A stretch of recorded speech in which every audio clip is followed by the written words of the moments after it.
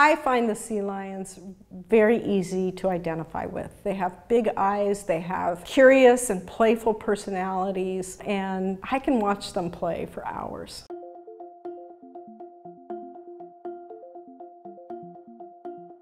The Marine Mammal Care Center in Los Angeles is a nonprofit rehabilitation hospital. We treat seals and sea lions that are stranded and or injured. Our goal is to return them to the wild. For those animals that cannot be released, we'll try to find a home for them, either in a zoo or an aquarium. Seeing these animals come from very sick, very emaciated, put on all that weight, interact with their fellow seals and sea lions, and then being released out into the wild when that animal had zero chance of survival. It's really rewarding. I'm seeing them just run right out the kennel and back into the ocean home.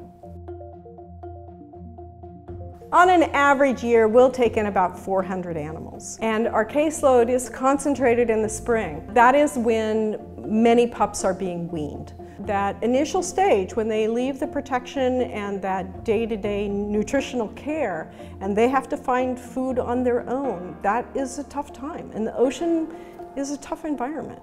We had an elephant seal that had the colors red-green on its forehead. That's just one way that we can keep track of them. So we nicknamed her Christmas, and she was the tiniest elephant seal that I've ever seen. So teaching that elephant seal how to dive down into the water and eat its fish and speed up the rehab process was really meaningful to me.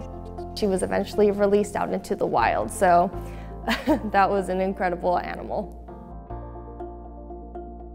Older animals will come in for a variety of reasons. Sometimes malnutrition, shark bites more commonly, trauma from other things, maybe a fishing interaction. Some animals that are involved in fishing entanglements become entrapped and that gear is worn around their neck. That fishing line doesn't grow or stretch. And so as the animal grows, that line cuts into their neck.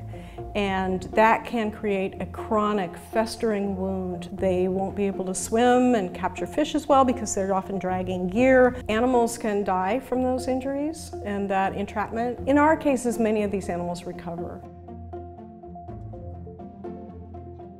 Another one that had an entanglement problem. So you can see her scar right there. She had surgery actually, and it was pretty successful. What Dr. Palmer did was she suggested that we go down to the beach and pick up some rocks for her. So she smelled the ocean smells and she was like, oh, this is cool. That was part of her post-surgery process. There are 7 stranding organizations along the coast of California. We had some statistics put out that there were almost 17,000 animals rescued over the last decade. If you want to help these animals, we have a program called Buy a Seal a Meal, and you can contribute to our very hefty fish budget. Try to use less plastics at home. Go to beach cleanups and pick up trash on the beaches. It's important to rescue these animals, not only because we can give the individual animal a second chance, but because when we collect data and information from these animals, they really become sentinels for their ecosystem. Mostly we can just enjoy them. You know, they are fantastic to watch and observe in the wild, just living the way they do. I hope that everyone would have a chance to observe them in the wild because I think that will just increase everyone's appreciation for the ocean and the ocean ecosystem.